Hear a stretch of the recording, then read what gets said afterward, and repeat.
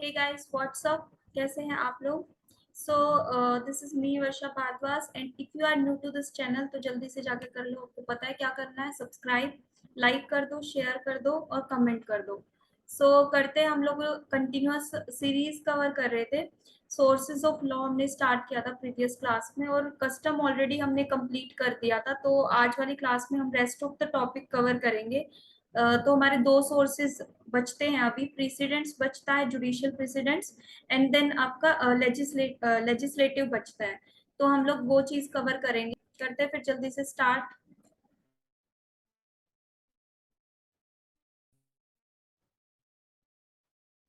So you can see हम लोगों ने ये चीजें कवर कर ली थी। हम लोग स्टार्ट कर रहे थे, देखो इंट्रोडक्शन कवर कर लिया था हम लोगों ने। देन कस्टम वाला पार्ट हम लोगों ने कवर किया था लास्ट क्लास में।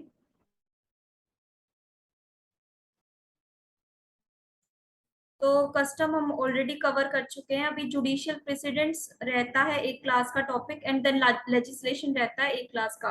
देन पर्सनल लॉज मैंने आपको बताया था, जो हिंदू मुस्लिम्स के अपने अपने जो फर्स्ट क्लास में कस्टम वाले में ही हमने ये भी टॉपिक कवर कर लिया था ऑलरेडी। सो हमारा जुडिशियल प्रेसिडेंट बचता है अभी और लेजिस्लेशन बचता है। तो आज वाली क्लास में हम लोग लेजिस्लेशन कवर करेंगे। देन जुडिशियल प्रेसिडेंट्स हम लोग नेक्स्ट क्लास में कवर करेंगे। उसके बाद आपका ये टॉपिक हो जाएगा फिनिश। देन करते हैं फिर स्टार्ट जल्दी से। Yeah then we are on here legislation part. तो tell me one thing, legislation होता क्या है। तो हम लोग वो डिस्कस कर लेते हैं पहले। तो आप लोग में कुछ लोग बोलोगे कि मैम लेजिस्लेशन होता है कि जो भी लॉज होते हैं, स्टैट्यूट्स होते हैं, उसको हम लेजिस्लेशन बोलते हैं। So yes, you are right up to some extent. तो लेजिस्लेशन का मतलब ही लॉज होता है, जो भी हमारा पार्लियामेंट लॉज बनाता है तो उसी को हम लेजिस्लेशन बोलते हैं। ठीक है, तो ये तो हुआ आपका मैंगो पीपल वाला मतलब हो गया। ठीक है, अब थोड़ा सा हटके देखते हैं उसके अलावा क्या चीज हो सकती है। So the first point is, तो लेजिस्लेशन हमारा टू वर्ड से मिलके बना है, जिसका मतलब है लेजिस और देन लेटम। ठीक है, लेजिस और लेटम से मिलकर ये लेजिस्लेशन फुल वर्ड बना है। लेजिस का मतलब तो होता है लॉ, ठीक है, और लेटम का मतलब होता है मेकिंग।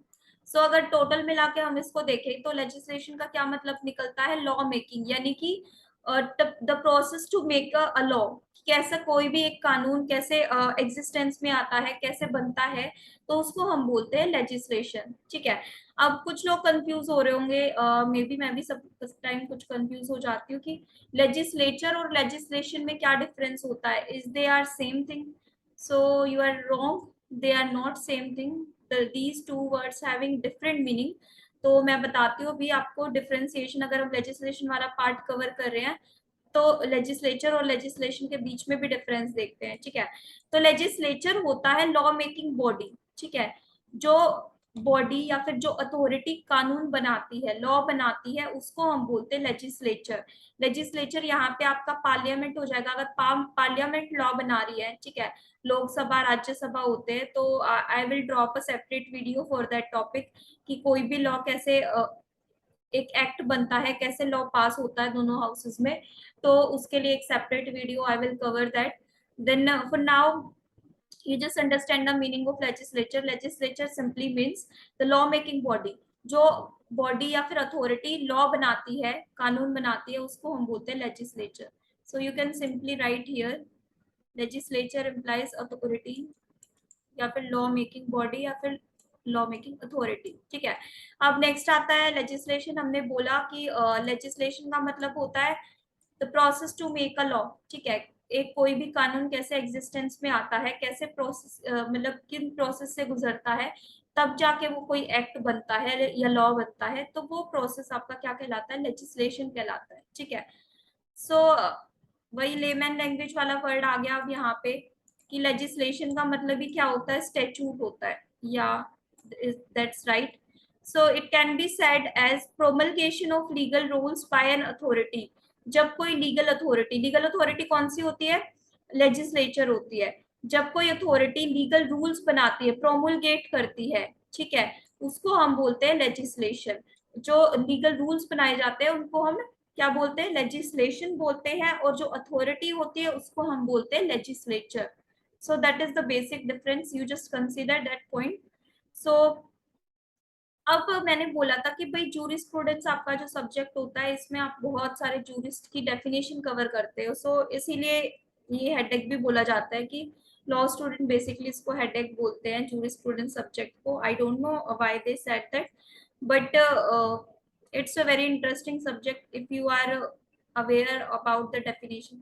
मतलब एज सच नहीं होता कि आपको हर एक डेफिनेशन टिप्स पे होनी चाहिए. It can't be possible to remember each and every definition, but you can remember most of the definition. Like कोई भी ऐसे जूरिस्ट हैं जो मतलब थियरी दी है जिन्होंने, तो आपको उनकी डेफिनेशन याद होनी चाहिए. मतलब ऐसे नहीं कि ditto tip by tip to tip याद करोगे, ये है कि अपनी लैंग्वेज में बना के भी कर सकते हो. You just remember keywords. ठीक है, तो मैं अभी आपको बताती हूँ कि कैसे आप रिमेम्बर कर सकते हो डेफिनेशंस को. तो पहला आपका जूरिस्ट है सैलमन. सो सैलमन ने डेफिनेशन दिया है. सैलमन क्या बोलता है भाई, legislation is that source of law which consists in declaration of legal rules by a competent authority. ठीक है, इसमें 3 कीवर्ड्स छाटते हैं हम लोग, साथ साथ हाईलाइट करते जाएंगे ताकि याद रहे. तो ये पहले वाली डेफिनेशन है प्रोमलगेशन ऑफ लीगल रूल्स वाली, ये बिल्कुल एज इट इज वैसे ही है. तो लेजिस्लेशन क्या होता है, सोर्स ऑफ लॉ होता है. सोर्स ऑफ लॉ कैसे होता है, क्योंकि लेजिस्लेशन के बेसिस पे, लॉज के बेसिस पे ही कोई भी जजमेंट पास होती है.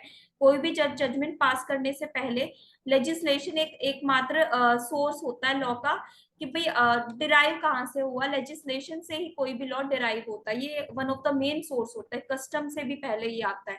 कस्टम एक आपका ट्रेडिशनल सोर्स माना जाता है, लेकिन लेजिस्लेशन जो आपका है वो आपका अभी जो बोलते हैं ना रिसेंट मॉडर्न सोर्सेज में से एक है. तो लेजिस्लेशन मेन सोर्स है आपका. ठीक है, so it consist of declaration of legal rules. Legal rules होता है, दूसरा कीवर्ड बन गया. पहला तो क्या बना है भाई, एक सोर्सेज ऑफ लॉ है, पता है.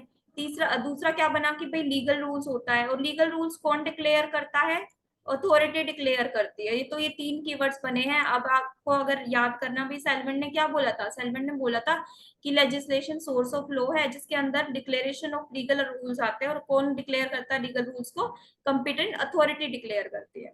So I hope it will be remember to you. तो नेक्स्ट आते हैं ऑस्टिन वाली डेफिनेशन पे. अब ऑस्टिन अलग ही थियरी दे रहा है.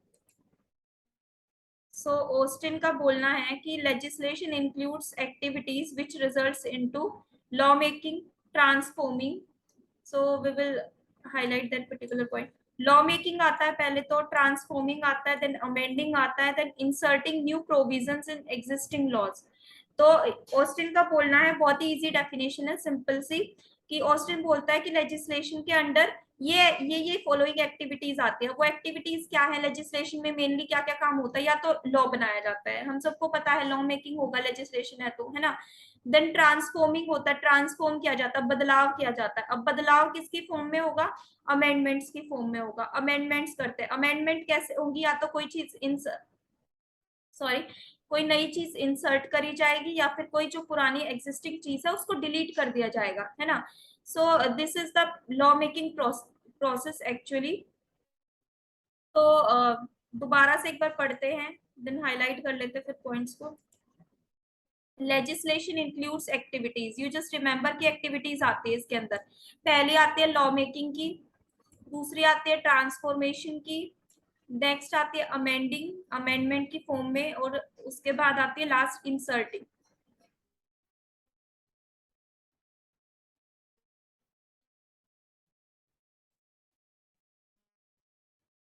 सो यार दीज आर द 2 डेफिनेशन, इतनी थी.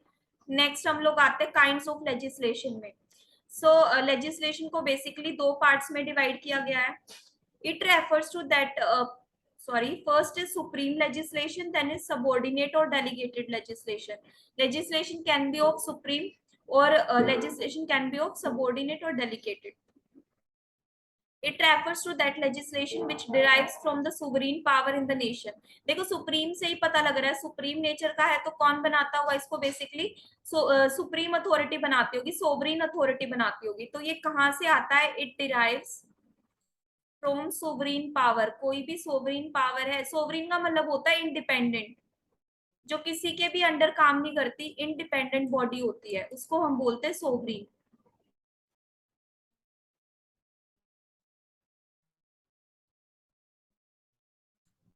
सो this is independent body. Sovereign power, कोई भी सोवरीन अथॉरिटी है, अगर वो कोई लॉ बनाती है तो वो क्या होगा, सुप्रीम लेजिस्लेशन होगा। So once it made, it can't be controlled, annulled, repealed by any other legislative authority। अब भाई सुप्रीम अथॉरिटी लॉ बना रही है, ऑब्वियस सी बात है, कोई भी इसको इतनी इजीली रिपील वगैरह नहीं कर सकता, चेंज नहीं कर सकता। अगर सुप्रीम लेजिस्लेशन एक बार बन जाता है तो कोई भी उसको, कोई भी अदर अथॉरिटी उसको ना तो कंट्रोल कर सकती है, ना एन्यूल कर सकती है, और ना फिर रिपील कर सकती है। ठीक है, सो that is the basic meaning कि ना तो कंट्रोल में ला सकते, ना कोई चेंज कर सकते हैं उसके अंदर, ना फिर उसको हटा सकते, रिमूव भी नहीं कर सकते। रिपील का मतलब यहाँ पे यही है। तो दूसरी अथॉरिटी के पास ये पावर नहीं होती कि सुप्रीम अथॉरिटी जो कोई लॉ बना रही है। अब देखो इसका एग्जाम्पल हम लोग अभी पढ़ेंगे, तो उससे आपको आई थिंक क्लियर हो जाएगा। So it is enacted by the highest law making authority in the state. State में जो भी हाईएस्ट अथॉरिटी है ना, जो लॉ बनाती है, वो इसको इनेक्ट करती है। इसीलिए तो कौन बोलते हैं इसको, सोवरीन पावर बोलते हैं, सुप्रीम पावर बोलते हैं, यानी कि उससे ऊपर कोई नहीं होता, वो सबसे ऊपर होती है, वही लॉ बनाती है, इंडिपेंडेंट बॉडी होती है। सो इसका best example we can say parliament of India. अगर पार्लियामेंट ऑफ इंडिया कोई भी कानून बना रही है तो वो पूरे देश में अप्लीकेबल हो जाएगा, पूरी कंट्री में वो अप्लीकेबल हो जाएगा। सो यहाँ पे पार्लियामेंट ऑफ इंडिया क्या हुई, आपकी सोवरीन अथॉरिटी हुई, सुप्रीम अथॉरिटी हुई। ठीक है, और जो भी ये लेजिस्लेशन बनाएगी वो किस नेचर का होगा, सुप्रीम लेजिस्लेशन होगा। So this point is clear to you, I hope. अब नेक्स्ट आता है सबऑर्डिनेट लेजिस्लेशन। ये सुप्रीम लेजिस्लेशन आपका पार्ट यहीं पे एंड हो गया। नेक्स्ट अब कवर करेंगे सबऑर्डिनेट लेजिस्लेशन। तो सबऑर्डिनेट लेजिस्लेशन क्या होता है, it refers to that legislation made by any authority other than state.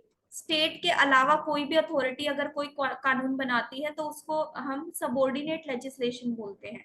Such legislation owes it existence, validity और कंटिन्यूअंस टू सुप्रीम अथॉरिटी। इसकी एग्जिस्टेंस किससे आती है, सुप्रीम अथॉरिटी से ही आती है। बट इसको मेक कौन, लॉ मेकिंग पावर किसके पास होती है, लेजिस्लेशन जो सुप्रीम अथॉरिटी होती है ना, उसके पास पावर नहीं होती। उसके अलावा कोई अथॉरिटी बना रही है तो वो सबऑर्डिनेट लेजिस्लेशन का होगा। फॉर एग्जांपल अगर पार्लियामेंट ऑफ इंडिया अगर डेलीगेट कर देती है अपनी पावर किसी को लॉ बनाने की, तो उसमें क्या होगा कि वो सबऑर्डिनेट, जिसको डेलीगेट कर रही है तो वो सबऑर्डिनेट लेजिस्लेशन बोला जाएगा। ठीक है, सो it can B repealed by any sovereign legislation. अब भाई सोवरीन, सुप्रीम जो अथॉरिटी है वो आपका लॉ नहीं बना रही है, कोई और अथॉरिटी बना रही है, तो उसके पास, सोवरीन अथॉरिटी के पास पावर है चेक करने की, so whether this law is consistent with the provision of constitution और नॉट। ठीक है, अगर कंसिस्टेंट नहीं है, अगर किसी भी चीज को वॉयलेट कर रहा है, ऑलरेडी एग्जिस्टिंग कोई प्रोविजन है उसको वॉयलेट कर रहा है, तो ये उसी टाइम उसको रिपील कर देगी। ठीक है, इसके पास, सोवरीन लेजिस्लेशन के पास पावर होती है कि जो भी कोई अदर अथॉरिटी कोई लेजिस्लेशन बनाती है, जिसको हम सबऑर्डिनेट लेजिस्लेशन बोलते हैं, तो ये चाहे तो उसको रिपील कर सकती है। उसके ग्राउंड्स होते हैं कि भाई कब कब रिपील करेगी, ऐसे नहीं कि कभी भी कर सकती है। It is subject to control, control होता है क्योंकि रिपील करने की पावर किसके पास होती है, सोवरीन लेजिस्लेशन के पास पावर होती है। ठीक है, सुप्रीम अथॉरिटी के पास पावर है तो उसके पास ही कंट्रोल होगा पूरा का पूरा।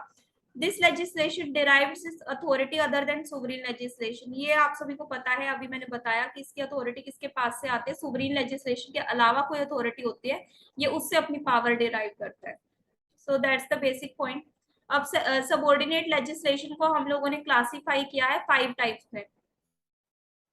तो फर्स्ट इज म्युनिसिपल लेजिस्लेशन। अगर कोई म्युनिसिपल बॉडी, म्युनिसिपल अथॉरिटी अगर कोई लॉ पास कर रही है, जिसको हम बेसिकली बायलॉज बोलते हैं, तो वो म्युनिसिपल लेजिस्लेशन बोला जाएगा।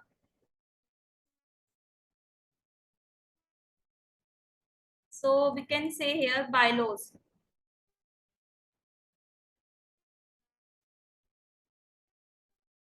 So this is called as municipal legislation. Next is executive legislation. अगर एग्जीक्यूटिव के अंदर you can go through, constitution में आपके आते हैं कि प्रेसिडेंट ऑफ इंडिया होता है, आपका वाइस प्रेसिडेंट होता है। ठीक है, तो ये सारी अथॉरिटी आपके एग्जीक्यूटिव लेजिस्लेशन में आती है। अगर ये कोई कानून पास करते तो वो एग्जीक्यूटिव लेजिस्लेशन बोला जाएगा।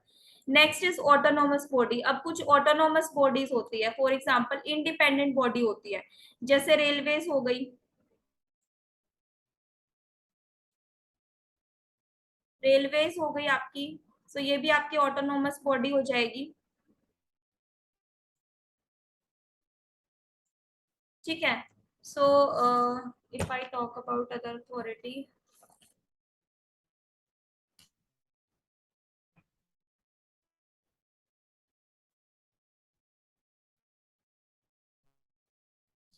कई बार क्या होता है कि आपका जो स्टेट है वो प्राइवेट पर्सन को अलाउ कर देता है, जैसे कि कोई यूनिवर्सिटी हो गई या फिर रेलवे कंपनीज हो गई, तो वो बायलॉज बना सकती हैं जो बाद में क्या हो जाएगा, रिकॉग्नाइज कर दिया जाता है और इन्फोर्स कर दिया जाता है कोर्ट्स में। ठीक है।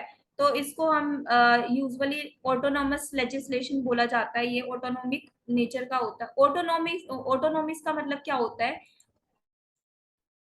Which is made by a private person.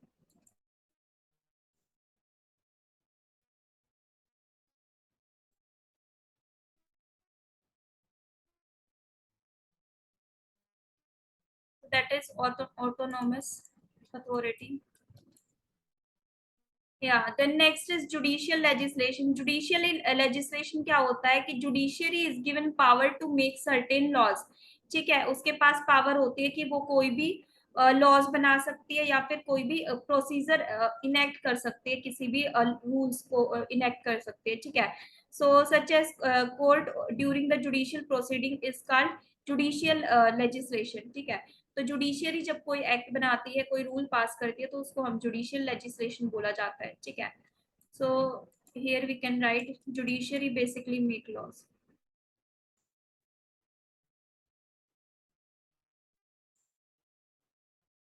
Next is colonial legislation.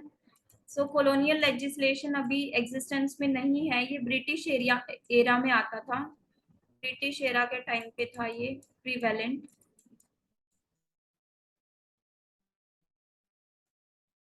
So it is not in existence now।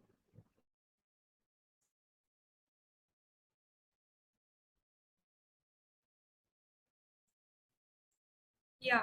So here is your legislation part। legislation part आपका इतना ही था, ये आपका कवर हो गया इस वाली क्लास में। So in the next class we will cover precedent part। तो आपका लास्ट क्लास में नेक्स्ट क्लास में टॉपिक फिनिश हो जाएगा, sources of law। So if you like my video then subscribe my channel and comment down। Okay। और bye bye, take care, we will meet again with the rest of the topic and try to cover in the next